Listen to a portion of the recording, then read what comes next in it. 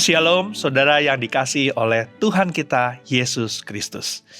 Salam jumpa dalam program Tuhan adalah Gembalaku. Saudara, hari ini kita sampai benar-benar pada akhir dari perikop tentang silsilah Yesus Kristus yang dicatat dalam Matius pasal yang pertama. Mari kita bersama-sama memperhatikan satu ayat ini. Matius 1 ayat 17. Jadi, seluruhnya ada 14 keturunan dari Abraham sampai Daud. 14 keturunan dari Daud sampai pembuangan ke Babel.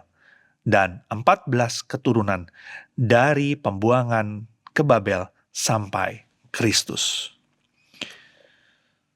Saudara, waktu saudara membaca ayat ini, mungkin ada dari kita merasa bahwa ini sekedar sebagai penutup daftar panjang nama-nama.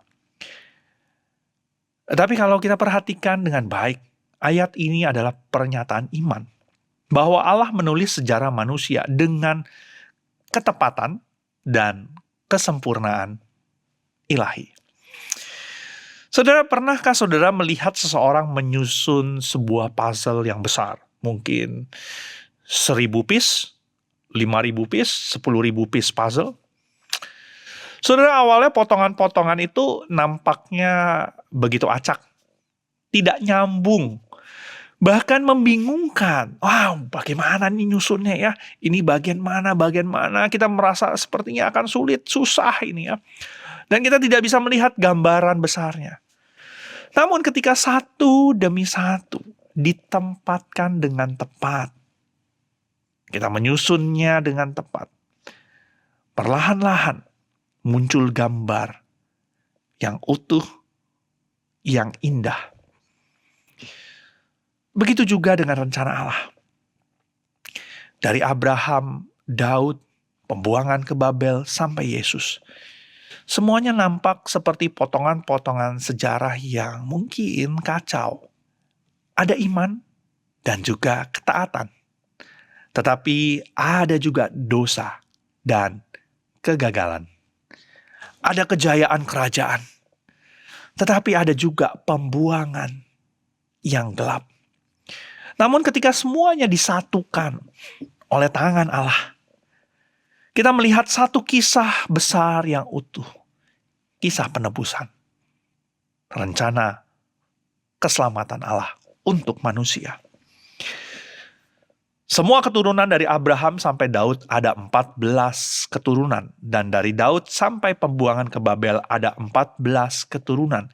Dan dari pembuangan ke Babel sampai Kristus ada 14 keturunan. Matius menulis dengan struktur 3 kali 14. Bukan sekedar menghitung nama, tetapi menunjukkan tangan Allah yang teratur dan setia di setiap sejarah. 3 bagian utama sejarah keselamatan. Yang pertama, dari Abraham sampai Daud. Di sini adalah masa janji dan pembentukan dari bangsa Israel. Kemudian yang kedua, dari Daud sampai ke pembuangan Babel.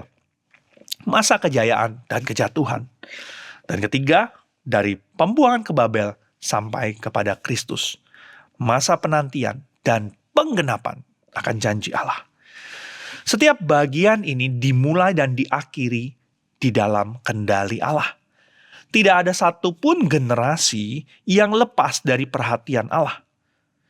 Dan pada waktu yang tepat, dikatakan ketika genap waktunya, Kristus lahir sebagai puncak dari seluruh sejarah itu.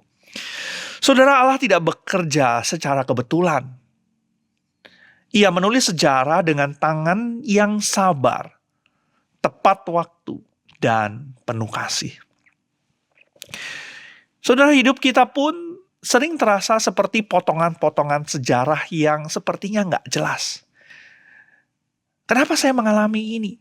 Kenapa saya mengalami ini? Kenapa saya mengalami ini? Kadang mungkin kita merasa kita begitu diberkati oleh Tuhan. Tetapi ada masa di mana kita merasa hidup kita itu penuh dengan air mata. Kadang terasa naik, kadang terasa turun dan bahkan jatuh. Namun ayat ini mengingatkan kita bahwa Allah tetap memegang kendali. Mungkin kita belum melihat gambaran utuhnya saat ini. Tetapi percayalah, ketika waktunya tiba, kita akan melihat bahwa setiap musim, setiap langkah, setiap air mata, semuanya itu punya tempat di dalam rencana Allah yang sempurna. Saudara terkasih, silsilah Yesus menutup satu babak panjang sejarah manusia dengan satu pesan yang besar. Allah setia dari awal sampai pada akhirnya. Sejarah bangsa Israel adalah bukti bahwa kasih setianya tidak pernah gagal. Dan sejarah hidup kita pun sedang Ia tulis dengan pena kasih dan hikmat yang sama. Karena itu saudara, teruslah percaya, teruslah berjalan di dalam iman. Karena apa? Karena Allah yang menulis sejarah keselamatan juga sedang menulis kisah indah di dalam hidupmu. Mari kita bersatu dalam doa. Ya Tuhan, kami percaya saat ini Engkau sedang menulis sejarah hidup setiap kami. Dan biarlah kami boleh terus menjalaninya dengan iman. Kami boleh terus bersandar kepada Engkau, percaya kepada Engkau bahwa setiap rencana Tuhan adalah rencana indah. Walaupun mungkin saat ini kami tidak mengerti mengapa kami mengalami hal-hal yang mungkin menyedihkan, hal-hal yang membuat kami menangis. Tapi ada masa-masa di mana kami juga menerima berkat Tuhan yang luar biasa. Kami tidak mengerti Tuhan, tetapi biarlah kami boleh tetap percaya. Satu hari nanti, saat kami melihat ke belakang, kami akan melihat betapa indah rencana Tuhan itu. Betapa sempurna rencana Tuhan itu. Dan biarlah kami boleh terus berjalan bersama dengan Engkau. Terima kasih ya Tuhan untuk pimpinan-Mu. Terima kasih Tuhan untuk setiap rancangan yang Engkau berikan bagi setiap hidup kami. Ini doa kami ya Tuhan. Pimpinlah kami selalu. Dan kami boleh terus setia mengikut Engkau. Di dalam nama Tuhan kami, Tuhan Yesus, Allah kami yang hidup, kami berdoa dan mengucap syukur. Amin. Tuhan Yesus memberkati saudara.